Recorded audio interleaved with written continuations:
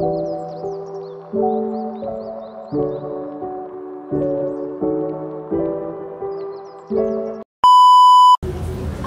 Mbak. Selamat siang. Perkenalkan, saya Isri Degrahini. Saya mau mengklarifikasi terkait anak Mbak yang sudah saya lakukan observasi kemarin, yang saya amati minggu lalu. Sebelumnya, untuk nama anak Mbak itu siapa ya? Alin Yosita. Ya, untuk tempat tanggal lahirnya? 29 Mei 2020. Ya, untuk usianya sendiri 4,5 tahun. 4,5 tahun. Langsung ke pertanyaan aja ya Mbak. Untuk yang pertama, bagaimana pola asuh yang Mbak terapkan kepada anak? Yang pertama itu jelas, yang pertama itu memberikan kasih sayang. Terus? Contoh memberikan kasih sayang itu setiap hari usahakan memeluk, ya, mencium atau memberikan perhatian berupa pujian, memberi semangat, memberi perhatian yang lebih lah. Untuk keseharian di rumah itu Alin tuh gimana ya Mbak? Kalau dia sukanya itu kalau banyak teman, kalau dia banyak teman pasti kayak dia kalau banyak teman dia senang bermain bersama teman-temannya. Itu kalau sendiri kadang bingung mau apa, larinya mesti ke HP. Jadi kalau banyak temannya itu dia lebih suka sama temannya itu. Siapa yang lebih cenderung dekat dengan anak, Mbaknya atau bapaknya? Ibunya. Ibunya. Kalau kedekatan Mbaknya sendiri sama anak itu gimana? Kalau saya setiap hari sama anak sih jadi malah terlalu dekat dan jadi nggak bisa lepas. Kalau kemana-mana harus ikut. Yang biasa Ibu lakukan kepada anak itu apa? Gimana gitu? Dalam hal kesehariannya anak? Yang dilakukan ya itu, kalau sama kakak sama adiknya itu nggak boleh beli kasih. Siapa yang salah ya harus ditegur, nggak boleh membedakan satu sama lainnya. Apakah Mbak selalu menuruti kemauan anak? Kalau menuruti enggak. Kalau sudah janji ya harus dituruti, tapi kalau belum janji ya kalau nggak harus dituruti, karena nanti akan menjadi kebiasaan, apa aja harus dia minta. Kalau misal anaknya nggak diturutin itu anaknya jadi gimana? Nangis atau tantrum atau gimana? Yang kecil itu yang paling kalau minta harus dituruti. Ya. Kalau nggak nangisnya sampai lama, kadang kayak gitu. Dari observasi kemarin kan kata Mbaknya itu Alin itu kalau di sekolah itu nggak mau ditinggal ya Mbak ya. Nah, apa Ibu itu membatasi anak untuk bermain di luar? Jadinya anak tuh di sekolah tuh jadi nggak mau ditinggal, selalu pengen ditemenin terus. Kalau emang itu sih namanya apa ya, dia kurang pede, sama dia takut sama yang anak-anak lebih besar. Sekolahnya kan campur, ya ada TK, ada PAUD. Dia itu masih takut sama yang lebih besar, yang kakak-kakaknya itu. Kadang kesenggol sedikit, apa-apa nanti nangis, cabut. Ketakutan yang itu yang belum bisa dihilangkan. Ya. Anak lebih suka main di dalam rumah bersama orang tua atau temannya di luar? Kalau ada temannya banyak dia suka sama temannya di luar. Tapi itu rata-rata temannya cewek atau cowok? Cowok cewek. Dia itu sama cowok-cewek mau. Tapi kalau yang lebih besar itu baru dia takut. Iya.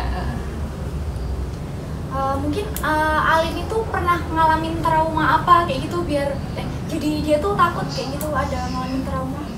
Enggak sih, cuman dia takutnya kalau misalnya dia kalau di sekolah itu biasanya dia kalau banyak teman main lari-lari, istilahnya kesenggol apa ketubruk gitu, yang dia takutkan itu. Berarti kalau ketakutan bertemu dengan orang baru itu nggak takut ya? Enggak sih, nggak takut, cuman kalau TK kan banyak bermainnya, lari-lari ke sana sini. Itu yang ditakutkan cuma itu, nanti takut nanti ketubruk, nanti kesenggol gitu. Kalau di lingkungan sekolahnya itu kedisiplinan yang guru lakukan itu gimana? Kalau di sebenarnya sih bagus, cuman ya kadang memang yang ditungguin cuma ini anak saya sama 2 itu ya, karena itu apa namanya belum bisa ditinggal itu, tapi sebenarnya sudah bagus. Kalau respon guru ya ketika ada anak yang contohnya anak Mbak yang menangis kalau ditinggal sekolah itu gimana? Ya itu yang pertama, guru itu mendekati sampai dia benar-benar oh aku ternyata di sini dilindungi, ada gurunya, jadi sampai dia benar-benar diam. Kalau sudah diam baru bisa ditinggal sama guru. Kalau rautnya Alin sendiri pas masuk sekolah itu takut atau seneng atau gimana? Ya takutnya cuma kalau ditinggal mamanya, tapi kalau dia ditungguin ya mau belajar, mau bermain sama temannya mau. Tapi Mbaknya itu masuk dalam kelas atau di luar? Kalau sementara itu ikut masuk dalam kelas, tapi nggak langsung deket, agak jauh, jadi bisa dipantau. Perilaku teman-teman di sekolahnya itu gimana? Perilakunya sih ya namanya anak-anak kan beda-beda, ada yang usil, ada yang apa namanya, ada yang pendiam, ada yang ya namanya anak-anak ya macam-macam lah, ada yang pendiam, ada yang suka nangis gitu. Tapi perilaku anak-anak di situ teman-teman yang lain tuh nggak ngebuat Alin jadi takut? Enggak sih, enggak. Kalau aktif anak-anak di situ aktif banget atau gimana? Ya kalau yang udah besar-besar ya aktif. Untuk di lingkungan sekitar rumah mbaknya ini, Alin itu lebih cenderung bermain sama laki-laki atau perempuan atau sama aja? Sama aja sih, yang penting si temannya itu mau merangkul Alin, ayo main gitu, dia mau.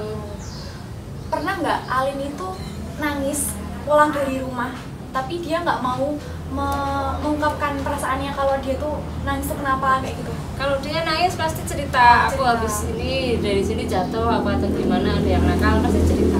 Tapi setelah itu anaknya jadi takut untuk bermain sama orang itu nggak? Tidak sih. Oh enggak.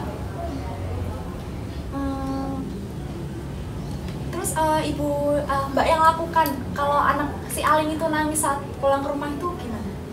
Ya sebisa mungkin ditanyain kenapa. Oh ya nanti dikasih tahu, nanti di orangnya yang bikin nangis itu nanti dikasih tahu, nggak boleh kayak gini kayak gitu. Ya terima kasih Mbak atas pertanyaan yang saya sudah tanyakan kepada Mbak, dari observasi yang saya sudah amati dan saya sudah tanya-tanya lebih dalam tentang anak Mbak itu. Sebenarnya yang anak Mbak alami itu banyak dirasakan oleh anak. Tetapi kecemasan dan rasa malu berlebihan itu nggak normal kalau itu bisa mengganggu tingkat perkembangan anak, menghambat fungsi akademik dan sosial atau menjadi menyusahkan. Jika anak terus-menerus minta ditunggu saat sekolah, perlu ditindaklanjuti, karena jika tidak, sampai nanti naik ke jenjang sekolah dasar itu anak akan seperti itu. Dalam menghadapi apa yang anak Mbak alami, mungkin saya bisa memberi sedikit masukan, yaitu tidak terlepas dari lingkungan keluarga dan lingkungan sekitar setelah lingkungan sekolah. Artinya orang tua dan guru itu bekerja sama untuk menanggulanginya. Cara Mbak yang bisa Mbak lakukan itu ya ajak anak beraktivitas dengan orang lain, menenangkan anak ketika anak merasa malu, jangan membicarakan keburukan atau kekurangan anak, dan memberikan pujian ketika anak melakukan sesuatu yang positif. Dan Mbak juga harus tegas saat anak sekolah meninggalkan anak pada saat pembelajaran berlangsung ya. Itu aja sedikit masukan yang bisa saya berikan. Semoga kedepannya anak Mbak bisa nggak malu lagi, nggak takut lagi saat sekolah. Makasih ya Mbak, terima kasih.